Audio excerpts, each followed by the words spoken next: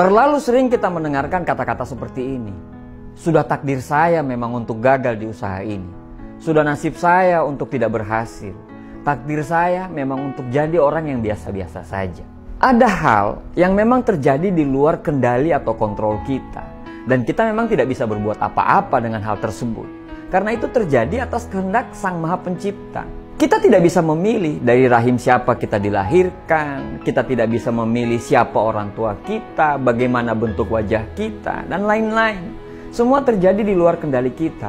Cuaca hari ini, mau hujan atau panas, lahir dari keluarga yang orang tuanya bercerai, lahir dengan kondisi tubuh yang tidak sempurna layaknya orang-orang. Tiba-tiba saja ada yang datang dan menjatuhkan atau memfitnah kita. Dan semua yang terjadi di luar kontrol dan kendali kita.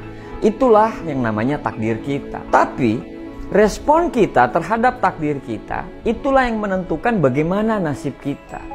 Nasib kita itu ditentukan bagaimana cara kita merespon terhadap apa yang terjadi dengan kita. Mau itu nasib baik, mau itu nasib buruk, semua tergantung pada pilihanmu. Walaupun memang semua tetap atas izin Tuhan.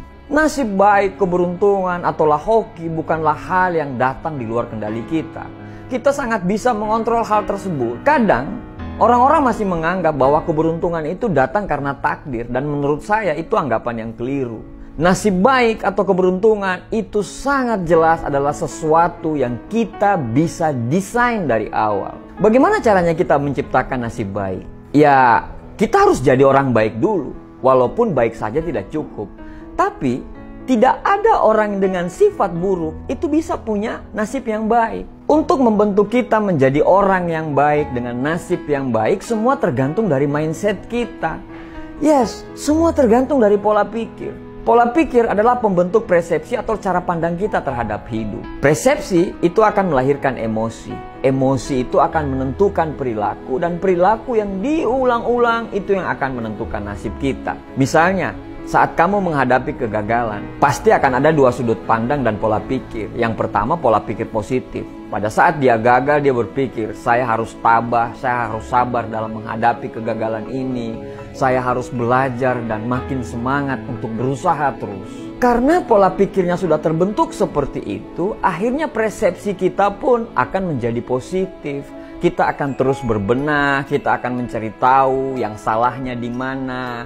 Kita akan mencari tahu kenapa kita gagal. Akhirnya persepsi yang positif itu akan melahirkan emosi yang positif pula. Kita tidak gampang baper atau marah terhadap orang lain karena kita sibuk berbenah dan sibuk mengevaluasi kenapa kita harus gagal. Karena emosi kita udah positif, perilaku kita pun menjadi positif. Karena kita sudah tahu kita gagal, akhirnya kita lebih hati-hati, lebih rajin dari sebelumnya. Kita sibuk memperbaiki diri, kita sibuk belajar. Dan kita begitu semangat dan antusias walaupun kita pernah gagal. Begitu terus, diulang-ulang terus, hari demi hari. Sampai akhirnya nasib baik pun akan datang menghampirimu. Berbeda dengan orang yang punya pola pikir negatif. Pada saat dia menghadapi kegagalan, dia mengatakan, sudah nasib saya untuk gagal. Keberuntungan tidak berpihak kepada saya. Ya sudahlah, biarkanlah saja. Akhirnya, cara pandang kita pun menjadi negatif. Kita menjadi gampang baper, kita menjadi gampang marah. Dinasehatin kita nggak bisa, mental kita sudah keblok. Setiap melihat orang sukses kita gampang nyinyir. Setiap kita dimotivasi kita menutup diri. Akhirnya memang kita tidak ada gairah sama sekali. Kita menjadi pemalas dan akhirnya nasib baik pun akan menjauh. Kita sudah diciptakan dengan takdir masing-masing dan kita tidak bisa menolaknya. Akan tetapi nasib yang terjadi pada kita, entah itu nasib baik atau nasib buruk, adalah respon kita terhadap apa yang terjadi. Hidup ini akan selalu dihadapkan pada dua pilihan. Yang pertama, kita bisa memilih untuk meratapi nasib dan memilih untuk percaya bahwa kita tidak mampu merubah keadaan. Dan kemudian kita hidup terpuruk sampai akhir hayat. Atau ada pilihan yang kedua, yaitu berusaha merubah nasib sehingga kita berpeluang untuk mendapatkan apa yang kita inginkan. Pada saat kita memilih untuk tidak berusaha, kita sudah gagal. Tapi pada saat kita memilih untuk terus berjuang, memang pada saat kita berusaha, tidak ada jaminan kita untuk berhasil.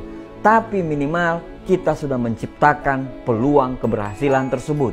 Memang kita tidak tahu akan jadi apa kita nanti, tapi minimal kita sudah berusaha semampu kita untuk menjadi orang yang kita cita-citakan. Pilihan ada di tangan kita semua. Terima kasih.